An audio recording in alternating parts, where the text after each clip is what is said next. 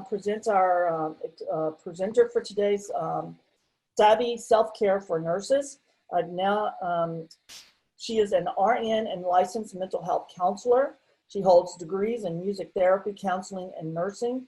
Professionally, she has worked as a therapist and nurse. She has been studying and practicing and teaching self-care techniques for over 30 years. She is a speaker, author, and has been featured on television and radio, as well as in newspaper articles with an international distribution. She won the 2017 Richter Publishing Writers Contest for her manuscript, Prevail, Celebrate the Journey. The book was released on Amazon in February of 2018. Her booklet, Celebrate the Journey, Self-Care Cancer, has a worldwide distribution. Please welcome Alder Allensworth. Thank you, Alder. Thank you, Dr. Praza-Smith, and welcome to everybody.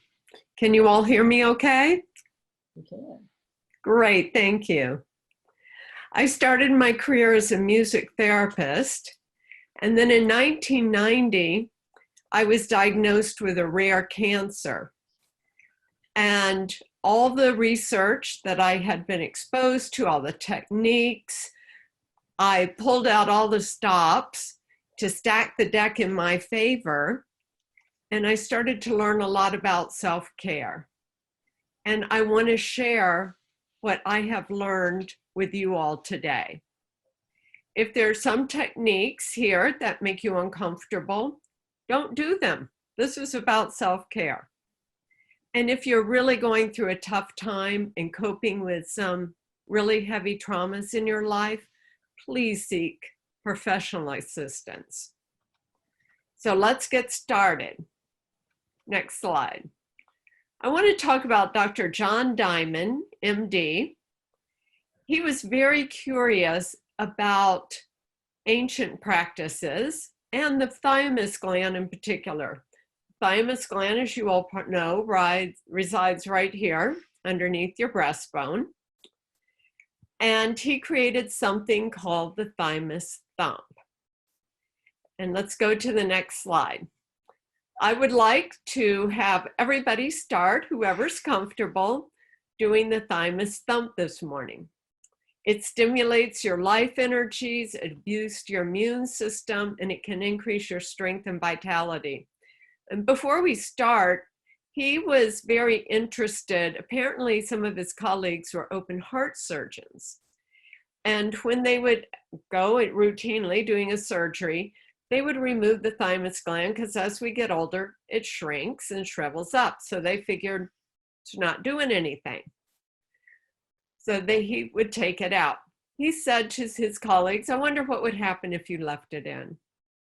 So they did a study, and they found out when they left the thymus gland in, even though it was shriveled up, those patients recovered better and had less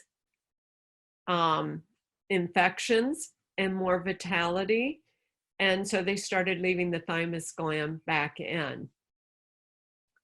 So I would like you to first think about something that you love.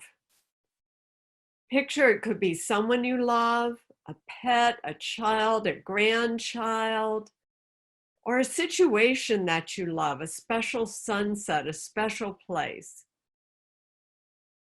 And just capture that feeling inside of you.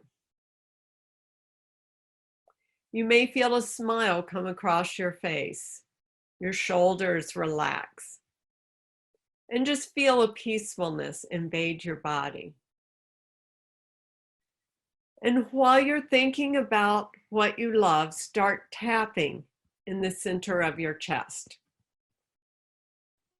Adjust my camera here, just right here. Think about Tarzan. This is where he gets his courage and his vitality. And as you're thinking about and holding that love, start doing like a rhythm of 3. 1, 2, 3, 1, 2, 3, 1, 2, 3, 1, 2, 3.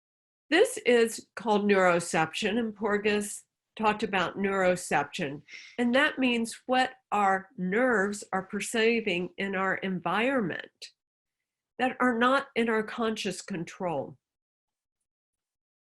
And we're going to talk about each of these zones, and I want to thank Mona Mayer for putting this slide together. And you can see the vagus nerve system on my right-hand side of the slide. And you see it's kind of like a stoplight. Survival is red, that's when we stop, and that is a parasympathetic response. Danger is a sympathetic response where we're in movement, fight and flight, which then leads to safety, which again is parasympathetic or the ventral vagal system. And the safety system is our social engagement, our connection, and our calmness. So let's go to the next slide. Let me talk a little bit about the vagus nerve. It is our primary communication between our brain and our internal organs. 80% of the fibers are sensory, some are myelinated and some are unmyelinated.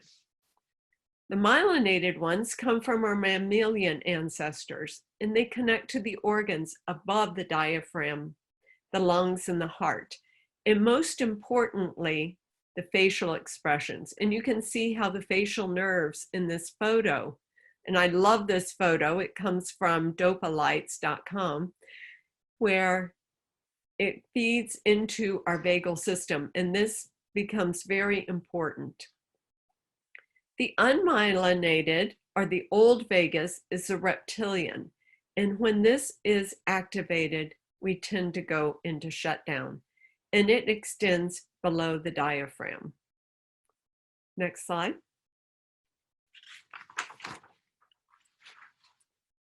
We're going to talk about that old system first, the dorsal vagal, or the freeze response.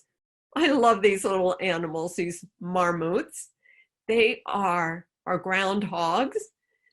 They'll stand around and you'll see them in prairies, standing at attention, watching for danger. And when danger happens, they just all communicate through facial expression, sound, and they jump down in their holes and they hide and they freeze because their bodies have learned that that's how they protect themselves. If they stop to think, oh my gosh, danger, now what do I need to do? Those that stop and think end up being lunch. So this has to be a very fast, quick reaction. This system, the parasympathetic response, really decreases your heart rate, your blood pressure, your temperature, because that's how you survive. If the predator's coming along, it's looking for something warm and hot-blooded, and it's looking for that fright response. But if you're going into shutdown, that predator cannot sense you as easily. So as you see, this is a normal response of your body. It decreases our social behavior. We just shut down. When I think about this, I think about being scared to death. And people literally have become scared to death, or we can call it shock. Also, our pain threshold is raised. The endorphins are released because if something bad happens, we want to not feel the pain. Let's go to the next slide. This is a freeze face. As you notice, around the eyes, they're just kind of flat. The mouth is flat. The face is flat. And the things that trigger this freeze response are low rumbles in the middle ear, which is really interesting, that low rumbling sound. It could be hearing the predators coming across the prairie or an earthquake, but that low rumbling sound. And when you think about a hospital, that low rumbling sound is everywhere with all the electronics and the air conditioning and everything that is going off in a hospital. The other thing is seeing the fear on somebody's face will trigger that. And short, choppy phrases. Think about duck, get down, move, fast, freeze. Those short, choppy phrases will trigger that freeze response. And when this is activated, it feels like we have no control over it. I work with many people, particularly people who are coping with cancer, who say to me, I don't even remember the doctor saying initially that I had cancer. I was just frozen in that appointment. I was frozen in that office. And this is a survival mechanism. Let's go. I would like you to maybe type in the chat the things that freeze you. What activates this freeze response in you? This is audience participation. So I'll give you all a minute to think about it. Oh, an insult, yes. Absolutely. Strange noises at night. Oh, an important deadline that's been missed. Absolutely. Certain phone numbers, yeah, that phone call in the middle of the night will send that freeze panic. Total darkness, bad news. When you can't hear what's going on. Oh, maybe she can't hear the presentation. An unexpected noise. Police lights, yeah, coming up behind your car. Oh, these are great ones. An unexpected verbal attack, yes. Wonderful, thank you guys. Let's go bullying, absolutely. I've always hated it when somebody is attacking me verbally and I just don't know what to say. And then later I think about all the great things I could have said. Hate that. Unexpected touch, yes, thank you. Let's go to the next zone. This is a much more active zone. This is your sympathetic response. This is your fight and flight. And here's one of these little animals baring its teeth, getting ready to do some fight. Rage, anger, irritation. I'm sure you've probably had some patients that exhibit some of these behaviors when they are in fear. Because when they come into the hospital, they're afraid, they're anxious, they're worried. And I know I have felt this. I just want to run away sometimes. I just want to leave. Our heart rate, our adrenaline pumps, we get ready to fight.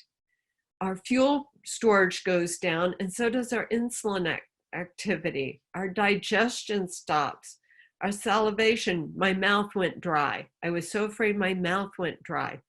We don't relate to people well, and our immune response drops during this time. Next slide, please. Here's a couple of fight or flight faces. The woman on the left, on my left, is in hyper alert. You can see she's looking. She's getting ready to just flee. And the man on the right, he is getting ready to attack. As you can see, this is a much more active response than the freeze. And when I see somebody go from freeze to this, I know that they're moving, the energy's moving. So you can take this as a positive. What triggers the fight or flight reaction in you? Type a few things in the chat, please.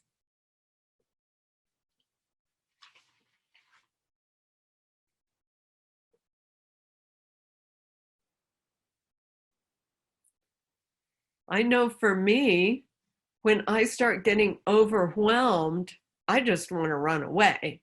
Fear the unknown, yeah, bullies, strange drivers and driving, alarms, yeah, oh my gosh, when the alarms go off, everybody goes running.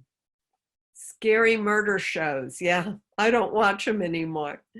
Seeing others doing unprofessional or uncivil behaviors. Yeah, you just want to go and give them a piece of your mind. Or a direct confrontation. Yeah, we can respond by fighting or fleeing from that. Thank you so much. Repeatedly not being heard or validated in crucial interpersonal and professional situations. Yes. And then they escalate. Oh, yes, absolutely. This behavior can escalate situations because it's triggering that fight and flight in you. You see a patient in fight or flight, and it's starting to trigger that in you. So that is a vagal nerve response, a survival response. And yeah, we can learn to override it, but it does trigger that in us. Thank you, Melanie. Yeah, when caring for patients in a challenging situation, absolutely. Okay, let's go to the next slide. This is the ventral vagal complex, the parasympathetic. This is the myelinated part of the nerve that is above the diaphragm. And this is where we feel social safety, engagement. We're calm, we're grounded, we're compassionate, we're mindful. Our defenses just really decrease. Our digestion, because we need to refuel, it's working, our motility working. We become resistant to infection and our immune response really kicks up. We have a chance to rest and recuperate. The oxytocin is stimulated, which is another calming part of the voice. And using a soft, sing-songy voice. Actually, I was working this week, I'm a bedside nurse at James A. Haley Hospital, and I was working this weekend, and one of the nurses I was working with always was humming as he was going from patient to patient. And I said to him, "Oh, I like your singing, you know, it sounds good." He says, "Well, this is what keeps me sane." And I thought, yeah, that kind of humming, that music, that sing-song voice, very different from those deep rumbles. So what triggers that safety response in you? Please type in the chat.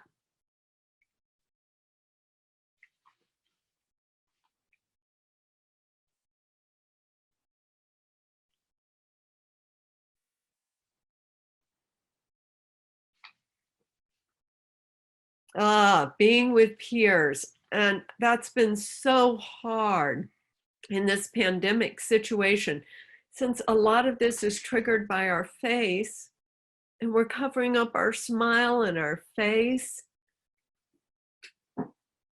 Just trying to be around people, and we're not spending a lot of time with people like we used to. And yeah, being around people we trust, prayer, sewing, fun activities with friends, a quick change in attitude. I like that because we can flip the switch, and we're going to talk about that. Pretend hugs to family. Yeah, if we can't do it for real, we definitely are seeking that any way we can. Thank you so much. Let's go to the next slide, please. Here are some calm faces, and I chose the one with the guy in the uniform in a Middle East kind of thing, and I know this is kind of, what do I want to say, making generalizations, but you know, we've been in war in the Middle East for a while, and sometimes we see people in uniform may trigger an anxiety, but look at his face. I would want to walk up to him if I was lost and say, "Hi, can you tell me where I need to go?" He's relaxed, he's welcoming, And so is the woman. She just is so peaceful and calm, that slight smile on her face, the warmth of the eyes. This is what I would call a calming countenance. Next slide, please.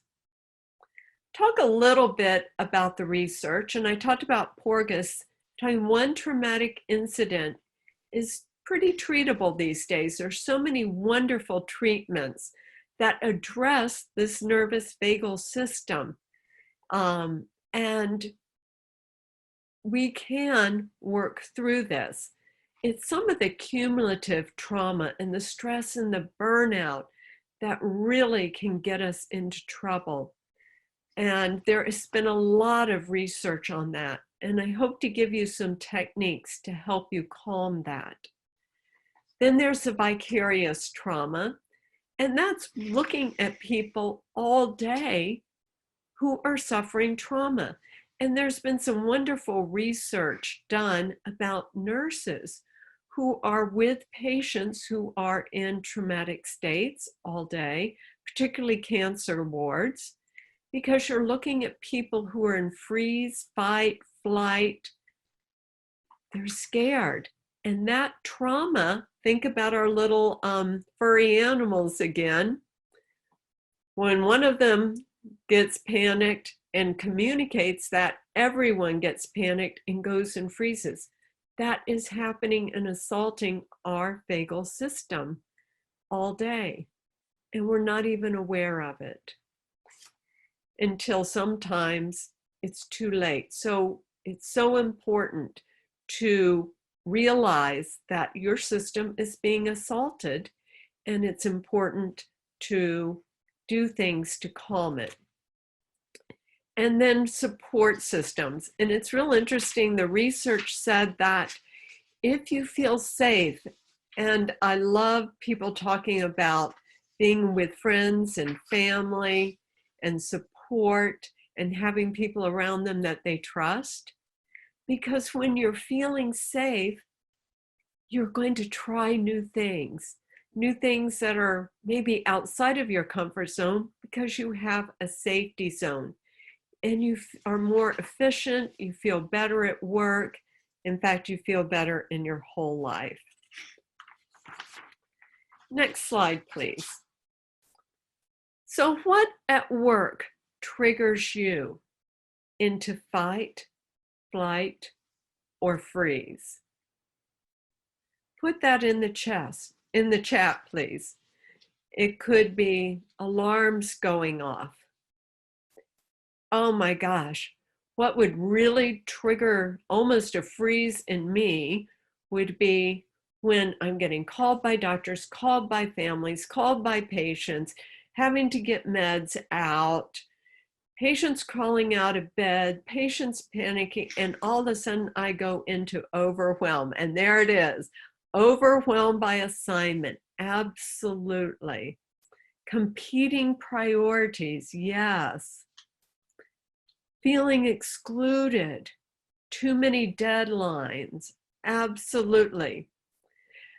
And I've also been hearing people talk about COVID and kind of shutting down with the COVID-19 because that's just one more stressor, one more thing added. You're trying to keep your family safe. You're trying to keep your home safe. Yeah, rude patients. When a patient suddenly deteriorates and you've got to take care of them and you have other patients. Oh yeah, so many people around not wearing masks or distancing, not knowing what to do. Yes. Oh my gosh, sometimes being at the grocery store and seeing people wandering around without masks will trigger that in me. When leadership approaches you with a write-up and you hadn't even been talked about yet, you feel betrayed. And yeah, sometimes that happens because we talked about being in a safe environment allows us to perform in our optimum. And sometimes that doesn't always happen. Great, thank you. So when you can name your triggers, you can tame them. They go from being that automatic trigger response to something that you're consciously aware of, and then you can start naming them and taming them. And one of the things, I am not very good at drawing blood or putting in IVs. And before I have to go in and stick a person, I'll use some techniques to calm my system, because I know that if I'm too anxious, then I'm not going to do a good job of it. 9 times out of 10, I'll probably miss the vein if I'm too anxious. So I have to calm my system. Especially important with a bipolar journey, being aware of triggers. Absolutely. And that's what this whole presentation is about, is learning what triggers you so you can name them and you can tame them. Let's go to the next slide. We're going to talk about some lifestyle things that help you every day maintain a certain level of that ventral vagal, that being in that relaxed, calm space, and some tools for resilience. I'm just going to see, I'm hoping you can see this real quick, and I'll talk about it a little bit. But this is a publication put out, it's just a little brochure by the Association for Comprehensive Energy Psychology, and they call it Resources for Resilience. And it's a little brochure that tells you some things that you can do in the moment to help calm your system, to help calm that desire to freeze, that fight or flight. So let's go to the next slide. I want to talk about some of those in the moment rescue techniques. And while we're talking about them, I want if you were comfortable, to participate and try them. We're going to do some breathing, a self-havening technique, the cross shoulder pull, and the butterfly hug. And then I'm going to mention EFT. We're not going to do EFT here. Next slide, please. Breathing and using the voice. In fact, you heard me go, and that's so important. Are the gentleman who is singing, going from patient to patient, not only keeping himself calm, but I'm sure that exuded a calming influence on his patients too.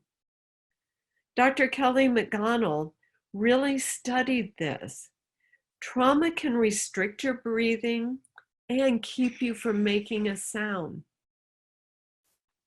So using the voice, and actually they use this a lot in yoga. Just breathing in and breathing out a sound. So feel free to practice a few times.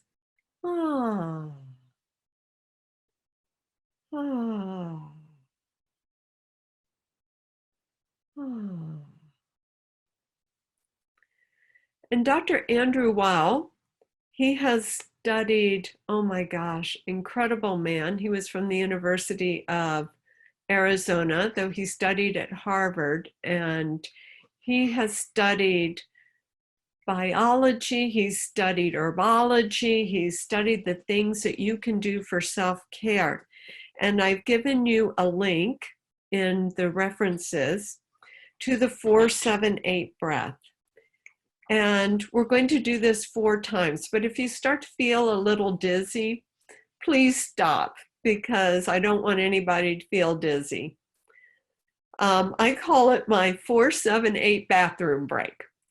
So if I'm feeling a little stressed, or if I can feel that I'm really being triggered and I need a break, somebody, yeah. Linda just said she's practicing deep breathing techniques because she ended up in the ER after her mom passed because they thought she was having a cardiac event. And the vagus nerve, you all as nurses know how to do a vagal maneuver to help people get that heart rate under control. That is absolutely a vagus response. It is part of our autonomic nervous system. You need to let yourself know that this is a normal response, and there are things that you can do to calm it and to relax. So let's talk about the 4-7-8 bathroom break.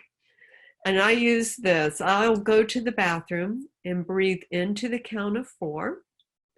Hold my breath to the count of 7, and that gives oxygen a chance, gives your body a chance to reoxygenate. If you remember back in that freeze, part of what happens, people go into hypoxia when they go into freeze response and can die. So holding for 7 gives a chance for your blood to really pick up all that good life-giving oxygen, and then exhaling to the count of 8, getting rid of all that carbon dioxide in your body. So let's do this 4 times at your own pace. Breathe into 4, hold to a count of 7,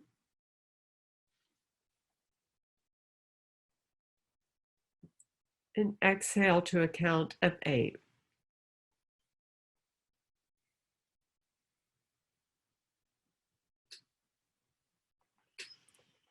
Inhale to 4, hold to 7,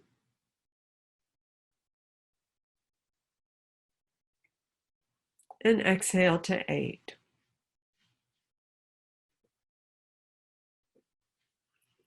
Inhale to 4, hold to 7, and exhale to a count of 8. And last time, inhale to 4, hold to 7,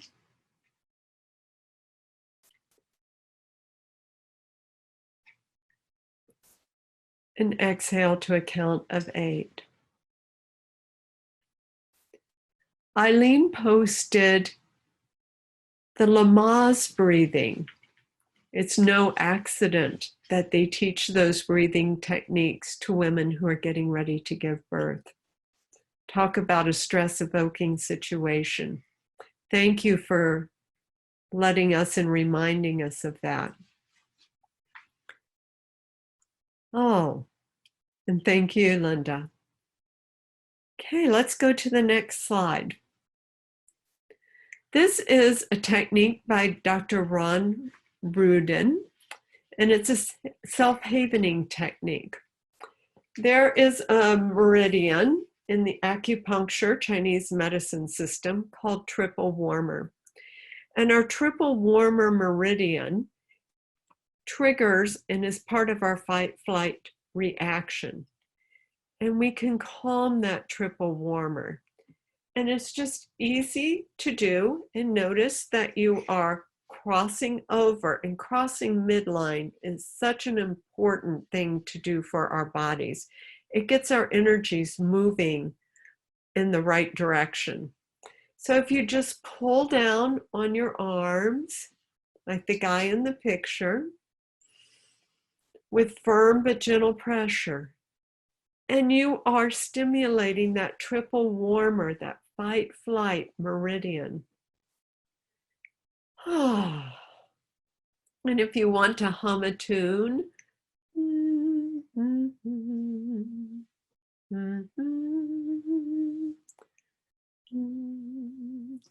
I think about mothers humming lullabies to babies to calm them down so that they can sleep.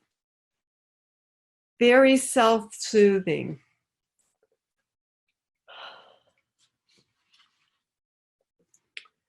All right, let's go to the next slide.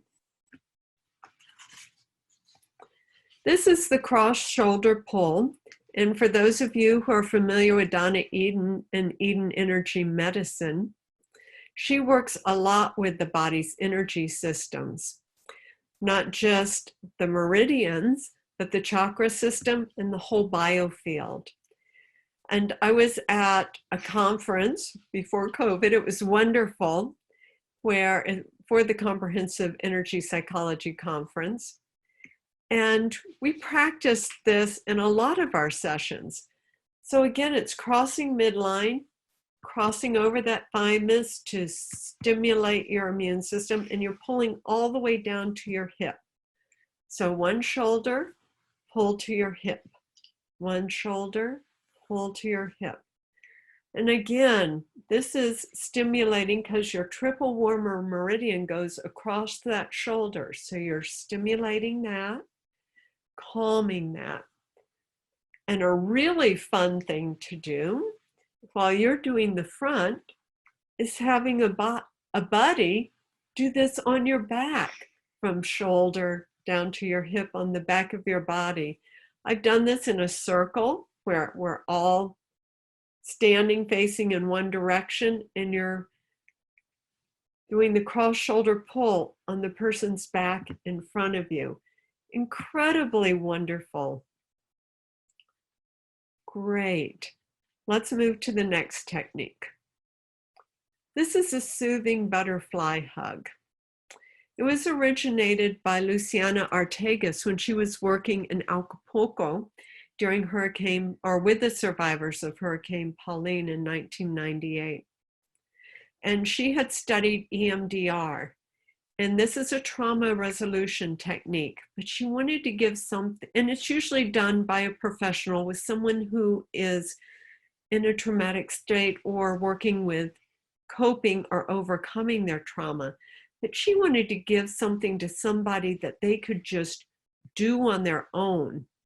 And so she had people cross over their chest. Again, we're crossing midline, and just tap.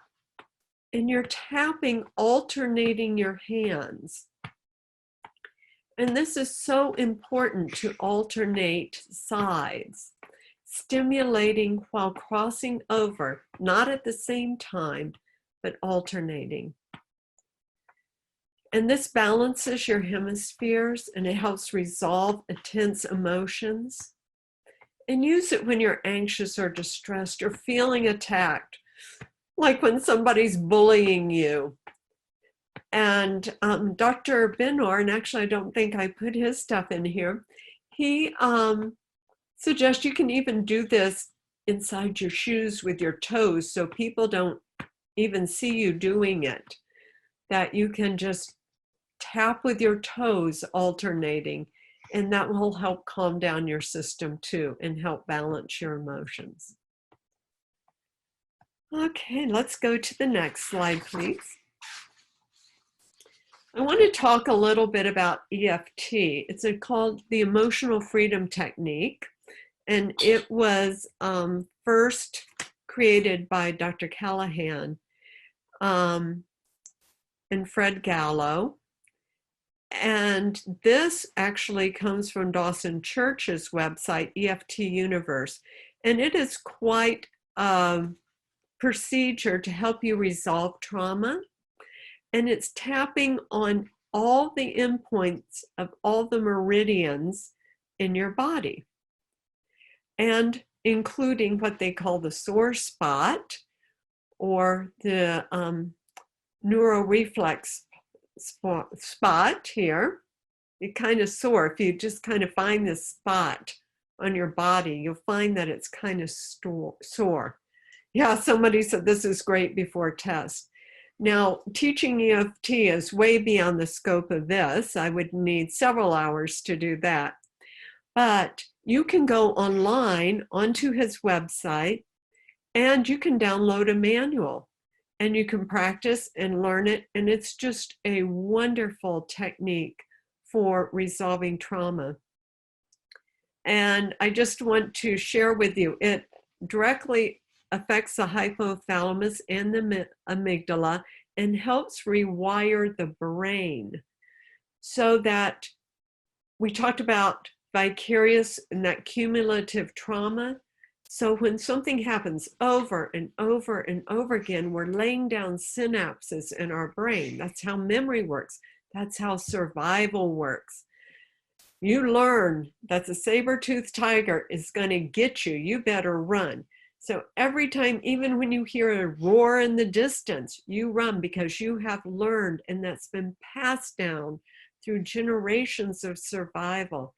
Are those alarms going off in the hospital? You learn, you've got to run. It's time to do something.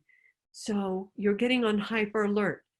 This procedure, and they have looked at it through PET scans, that actually will rewire the brain and slow that down, because some of the situations don't warrant for us to run or fight. They warrant us to remain calm. And we want to rewire those synapses so that in those stressful situations, we can think clearly and become calm. It doesn't make the memory go away. It decreases the emotional response. So please feel free to go online and look up this procedure, and he's got a lot of great videos. Next slide, please. Living in the safety zone. So what can we do to live in that safety zone, to live in that zone of calm and connectiveness?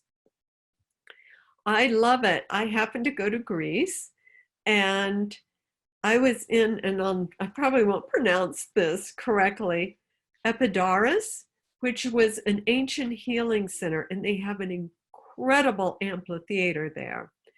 And the guide who was leading us around talked about the importance that the ancient Greeks stressed: rest, diet, exercise, the arts, spiritual connection, and relationships. And I just thought that was so cool. And as you know, Asclepius is our god of medicine, and you can see the staff there with the snake. And he is our representation of physicians in healing and rejuvenation. And if we give ourselves the best chance to remain in that safety zone, then we can cope with all those stressors, and it doesn't take as much to bring us back. Let's go to the next slide, please. Let's talk about diet. And I know as nurses, we're terrible. Big coffees with lots of sugar and cream, donuts, oh my gosh. All that sugar and caffeine, all it does is heighten the stress response in our bodies. Try looking at incorporating more fruits and vegetables in your diet. Grab an apple instead of a donut.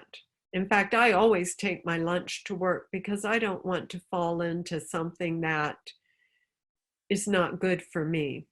I want to stack the deck in my best favor. Next slide.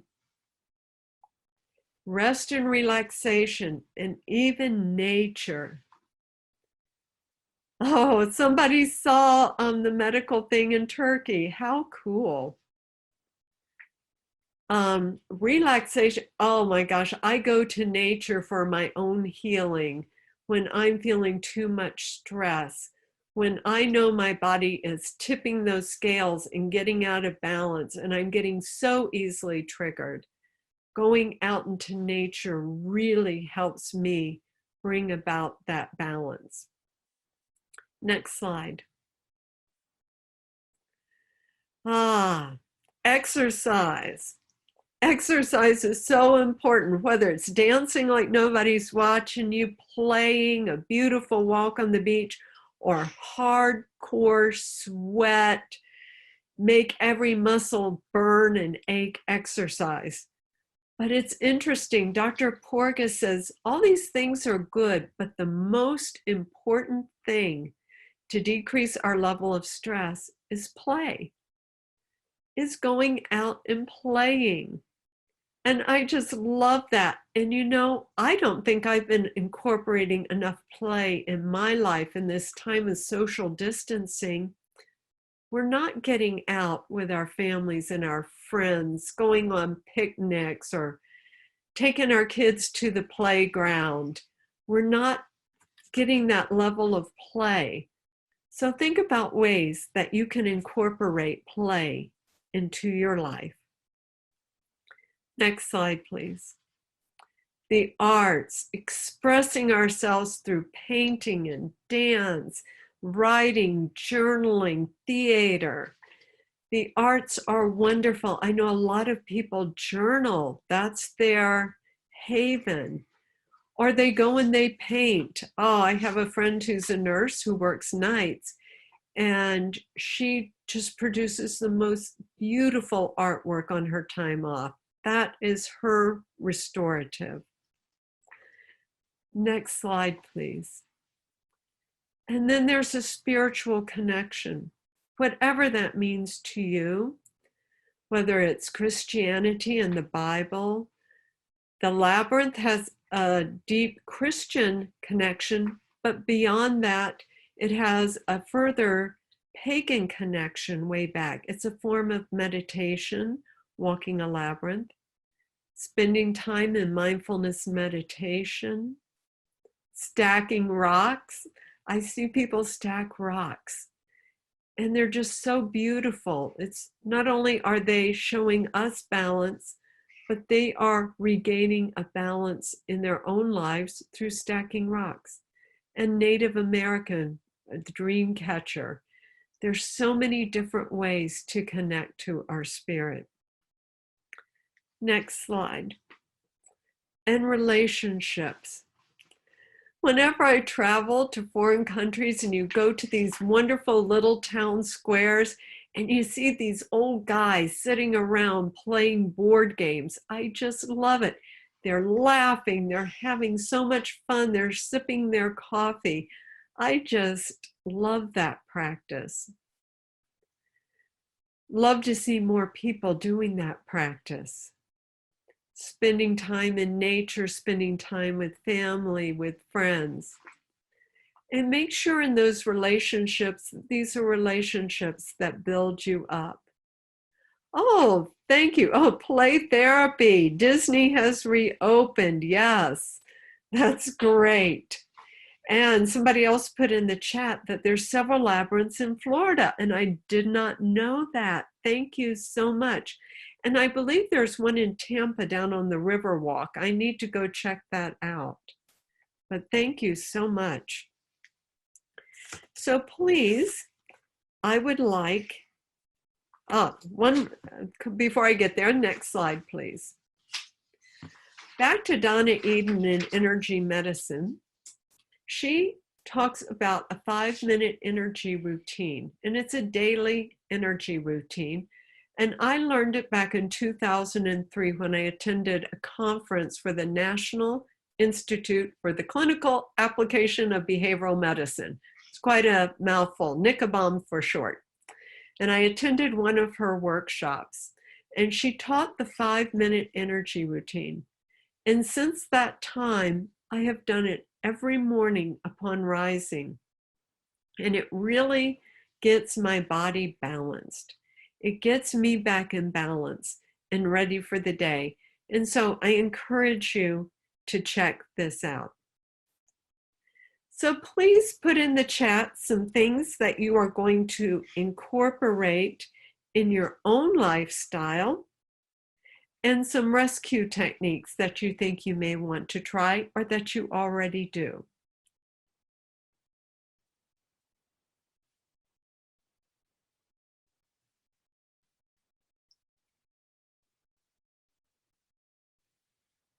Wow, Florida has 132 labyrinths. Oh my gosh, I had no idea. Thank you so much.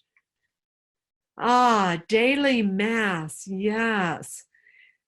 And I'm glad you said that. There is a lot of research on the chanting that is done by Catholic monks. That chanting is really soothing to our nervous system, to our vagus nerve, swinging on an outdoor swing. Oh, it's no accident porch swings are very popular. More rest and time for play. Yes, Caitlin, you have worked so hard in this conference, and thank you so much for this incredible job. But yes, take time for yourself. Walking. Someone's going to practice a Thymus Thump. Great. Reading a meditation book every day and reflecting on what you do during the day. And someone's already practicing these techniques and realizing that they hum. Their children said they hum without even realizing that they hum. That is awesome. Walking in yoga. And talking, taking to refresh to help others, maybe talking. Yes, the 4-7, the safety hugs, and oh, we are so hug deprived right now.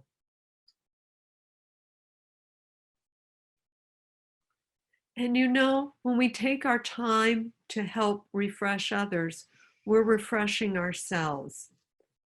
And this is my dream. I would love to see that cross-shoulder hug happening in all of our hospitals with all of our staff. My gosh, after a code or an alarm goes off or a patient falls, someone comes up to you and says, hey, do you want me to just cross your back while you cross your front? And just take a couple of minutes. What a wonderful thing to do for a coworker and with a coworker. Taking time to refresh to help others, yes. Taking time. Buddhist chants. Alone drives in a car and just taking in your surroundings, yes. Some wonderful ideas here. Just some awesome ideas of things that you can do to help yourself and to help others. Next slide, please. So plan to activate your ventral, vagal, safety, and social engagement response by using these rescue techniques, because there's times when we all need to be rescued. And the lifestyle habits, so that you maintain that level of safety, that level of health, that level of social engagement. So when something comes along to tip your scale, you can come back to homeostasis a little bit quicker. And they call that resilience. Okay, next slide, please. I have a lot of references and resources here for you that I've talked about. Next slide. And a few more in the third slide, or the next slide. Thank you. And then the last slide. If you have any questions or you want further information, this is how you can email me. I also have a little YouTube channel. It's totally free. You can go on and subscribe, and it's called Self-Care A to Z. And I go through the alphabet. There's 26. And so you go A, I think it's awe. And Dr. Purcell talks about the importance of incorporating awe in your life, whether it is watching a child do something, seeing a beautiful plant or a sunrise or a sunset, all the way to Z. So check that out. Any questions?